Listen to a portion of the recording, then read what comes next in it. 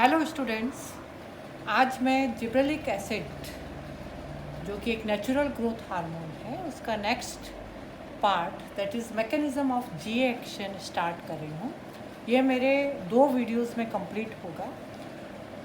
कुछ स्टूडेंट्स ने मुझे ये प्रॉब्लम बताई थी कि जो पिक्चर है थोड़ी ब्लर आ रही है, तो मैं इसका फ़ोटोग्राफ भी आपके साथ शेयर कर लूँगी जिससे आप लोगों की प्रॉब्लम मिट जाएगी। मैकेनिज़्म ऑफ जीए एक्शन जो है वो हम इन 3 पॉइंट्स पे फोकस करेंगे।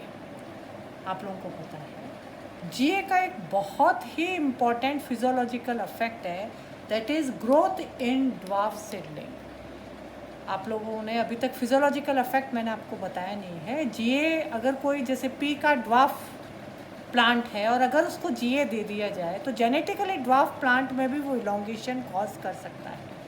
सो this is a particular effect of GA. चाहे रोजेट प्लांट है तो रोजेट प्लांट भी अपना फॉर्म चेंज कर लेता है if we give them gibberellic acid. Then second is it suppresses the activity of IAA oxidase. ये IAA ऑक्सीडेज की एक्टिविटी को कम कर देता है, सप्रेसेस। IAA ऑक्सीडेज एंजाइम क्या है? एक्चुअल में ये जो एंजाइम है ये इंडोल एसिटिक एसिड को तोड़ता है, ये मैं आपको पहले ही बता चुकी हूँ।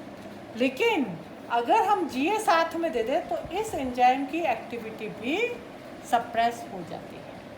सो there are many effects of GA are through auxin. GA के बहुत सारे जो इफेक्ट्स हैं वो ऑक्सिन के थ्रू होते हैं। तो इन 3 पॉइंट्स को मैंने आपको बताया जो कि जीए के बहुत ही इम्पॉर्टेंट कैरेक्टर्स है। फर्स्ट इज़ कि ये जो भी बौने प्लांट हैं ड्वार्फ सीडलिंग्स उनको इलोंगेट कर देता है। It suppresses the activity of IAA oxidase. IAA oxidase वो एंजाइम है जो इंडोल एसिटिक एसिड को ब्रेक डाउन करता है। And many of the effects of GA are through auxin. आप देखिए जीए का जब हम मैकेनिज्म ऑफ एक्शन करेंगे तो उसमें हम मेन ये 4 पॉइंट्स लेंगे। Effects of GA on enzyme induction. Second is membrane permeability. GA या तो एंजाइम इंडक्शन को इफेक्ट करता है, मतलब एंजाइम को सिंथेसाइज करता है, या फिर मेम्ब्रेन परमेबिलिटी को चेंज करता है, या gibberellin interact with DNA। Naturally molecular effect of GA या लॉन्ग टर्म इफेक्ट हो गए वो नेचुरली DNA पे जीए का इफेक्ट को देखा जाएगा, क्योंकि DNA से आप लोगों को पता है ट्रांसक्रिप्शन से mRNA बनेगा, mRNA से ट्रांसलेशन से प्रोटीन बनेगा, and this protein changes into particular enzymes. And enzyme अगर चेंज हो जाएगा तो नेचुरली पूरी प्लांट की फिजियोलॉजी चेंज हो जाएगी। Then fourth is analogy with animal hormone. Gibberellic acid की बहुत ज़्यादा सिमिलरिटी होती है उसके स्ट्रक्चर की steroid hormones of the animals. तो हो सकता है कि जिस तरह से एनिमल हार्मोन्स अपना काम करते हैं उस तरह से जीए भी काम करता है। तो दीज आर द 4 पॉइंट जो हम डिस्कस करेंगे मैकेनिज्म ऑफ जीए एक्शन में। First is enzyme induction. कुछ एंजाइम नए एंजाइम का वो सिंथेसाइज करता है, मोस्टली वो हाइड्रोलिटिक एंजाइम्स होते हैं, मैं बाद में डिस्कस करूँगी। Second is membrane permeability.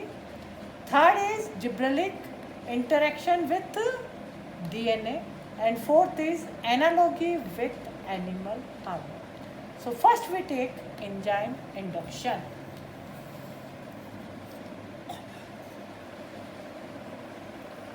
Enzyme induction very important effect of GA, और GA के इस इफेक्ट को हो सकता है कि प्लांट में जो भी फिजियोलॉजी GA के कारण चेंज हो रही है वो इन एंजाइम्स के कारण। आप लोगों को मैंने एक बहुत ही इम्पॉर्टेंट चीज़ बताई थी कि जीए जो है इट कॉजेज डी नोवो मतलब as a new synthesis of alpha amylase. अब आप देखिए, एक मैंने डायग्राम ये पहले भी बनाया था और आपको समझाया था, आज मैंने फिर थोड़ा सा समझाने के लिए इसको वापस बनाया है कि this is a section of barley seed. आप लोगों को पता है कि फैमिली ग्रामिनी जिसके फ्रूट को हम कहते हैं कैरियोप्सिस। और हम हमेशा फैमिली ग्रामीणी में कहते हैं गेहूं के दाने, मक्की के दाने। क्यों we use the term grains? Grains और सीड में क्या अंतर होता है? Grains means when the fruit is caryopsis. इन लोगों का जो फ्रूट होता है कैरियोप्सिस होता है, जिसमें fruit coat and seed coat fuse होते हैं। देखिए, this is the fruit coat and seed coat. आपने अगर ग्रामीणी फैमिली सेकेंड ईयर में, या आप लोगों के जनरल पेपर भी होगा एमएससी फाइनल में, उसमें पढ़ा होगा कि जो इसका फ्रूट होता है उसमें फ्रूट कोट और सीड कोट दोनों मिले हुए होते हैं, इसलिए हम सीड को अलग नहीं कर सकते। That is why they are known as grains. हम गेहूं के दाने बोलते हैं, हम कभी भी गेहूं के बीज नहीं बोलते हैं। और इसके बाहर आपको पता ही, क्योंकि ग्रामीणी फैमिली है इसलिए इसमें सारे ये ब्रैक्ट्स होते हैं। ब्रैक्ट्स से कोई मतलब नहीं है। Then this is the third, जो आपका इसका एम्ब्रियो वाला पोर्शन होता है, this is the embryo. Monocot के एम्ब्रियो का स्ट्रक्चर आपको आता होगा। कोटेलिडॉन को हम कहते हैं स्क्यूटेलम। और जो एम्ब्रियोनल पोर्शन होता है उसमें जहाँ आपके प्लूमुल होता है वो फर्स्ट लीव से ढका हुआ होता है, जिसको हम कहते हैं coleoptile. So what do you mean by coleoptile? It is the combined term used for plumule and leaves. What is coleorhiza? It is the combined term used for radical and the covering of the radical. तो monocot है या ग्रामीणी family है तो उसमें 3 part होते हैं हमारे embryo के, कोलियोप्टाइल, कोलियोराइजा और उसके कोटेलिडॉन को हम कहते हैं scutellum. When we germinate this monocot seed, then what happen? जैसे ही हम इन सीड्स को जर्मिनेट करते हैं तो क्या होता है कि ये जो एम्ब्रियो होता है इट विल सिक्रेट जीए। क्या करता है? जीए को सिक्रेट करता है। एक चीज़ आपको और बताना चाहती हूँ कि जितने भी मोनोकॉट्स होते हैं उनका जो एंडोस्पर्म होता है वो होता है स्टार्ची। इसीलिए कहते हैं कि स्टार्च कम खाना चाहिए। गेहूं का चाहे आटा हो चाहे किसी भी, उसको चोकर के सहित खाना चाहिए। What do you mean by चोकर? देखिए, ये जो एंडोस्पर्म होता है उसके चारों ओर एक एक्टिव एपिथेलियल लेयर होती है जो कि प्रोटीन की बनी होती है, एंड उसको हम कहते हैं aleurone layer. It is very active layer. तो इसीलिए जब गेहूं का आटा खाया जाता है तो उसे छानना नहीं चाहिए, उसमें एल्यूरोन लेयर भी होनी चाहिए, जिसको हम चोकर कहते हैं। अब आप देखिए, जैसे ही हमारा ये एम्ब्रियो एक्टिवेट होता है, जब हम सीड को जर्मिनेट करते हैं तो it will absorb naturally nourishment from the soil. लेकिन वो लंबे समय तक नरिशमेंट नहीं ले सकता। उसमें क्या होता है, जीए एक्टिव हो जाता है, and this GA acts on what? Active cells of the endosperm. Endosperm की सेल्स पे काम करता है, और जैसे ही एल्यूरोन लेयर की सेल्स एक्टिव होती है, then they will secrete or they will synthesize de novo alpha amylase. And you know what is the function of alpha amylase? It converts starch into sugar. Why this conversion is necessary? Because starch is not soluble in water. जो starch होता है वो पानी में soluble नहीं होता है, and sugar is soluble in water. तो एम्ब्रियो फूड लेगा कैसे? इसलिए ये जो पूरा स्टार्ची एंडोस्पर्म है ये शुगर में कन्वर्ट हो जाता है और ये सॉल्युबल फॉर्म में हमारे एम्ब्रियो के पास पहुंचता है और फिर जर्मिनेटिंग सीडलिंग को मिल जाता है। This is also a mechanism of action of mechanism of action of GA. So GA induces some enzyme. This is alpha amylase, beta amylase, जिसको ये इंड्यूस करता है। बहुत सी रिसर्च रिपोर्ट्स इसके फेवर में है। Ribonuclease, RUBP carboxylase, beta 1,3 glucanase, nitrate reductase. तो it causes de novo synthesis of alpha amylase. मेरे ख्याल से ये वाला इसका मैकेनिज्म ऑफ एक्शन आपको समझ में आ गया होगा। सिंपल सी 4 चीज़ें आपको याद रखनी है। जो एम्ब्रियो होता है उसके 3 पार्ट होते हैं, स्क्यूटेलम वो उसका कोटेलिडॉन होता है, कोलेप्टाइल एंड कोलियोराइजा। जैसे ही हम किसी मोनोकोट के सीड को जर्मिनेट करते हैं, स्पेशली ग्रामीणी फैमिली के सीड को जर्मिनेट करते हैं, it will absorb water from the soil and GA will become active. It will go to alluron layer. What is alluron layer?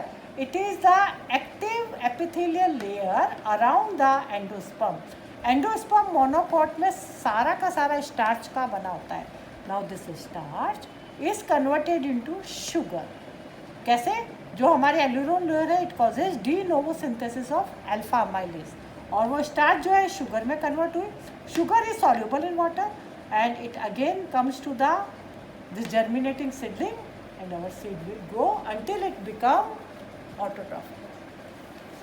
Now GA के जो सर मैं बार बार आप लोगों को कह रही हूँ कि GA affect at molecular level DNA segment. आप लोगों को पता है कि अगर हम जीए प्लांट को देते हैं तो ये भी एक एजम्पशन है कि हमारा जो डीएनए है अनकॉयल हो जाता है.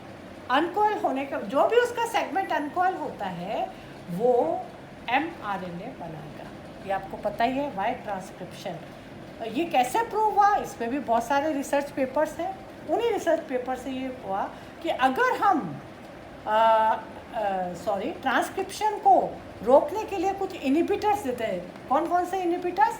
Actinomycin D, cycloheximide. ये ध्यान रखिए, this actinomycin D and cycloheximide, these are the inhibitors of transcription.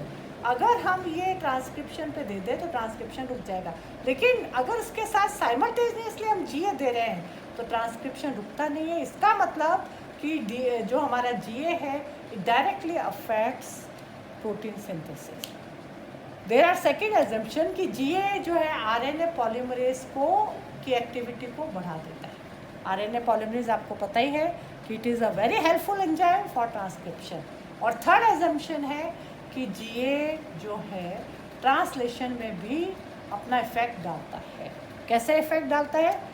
आपको पता है एमआरएनए से जब प्रोटीन्स बनते हैं और प्रोटीन से एक पर्टिकुलर एंजाइम्स बनने हैं जो कि जीए के इफेक्ट को हेल्प करेंगे. तो वो एंजाइम कैसे बनेंगे?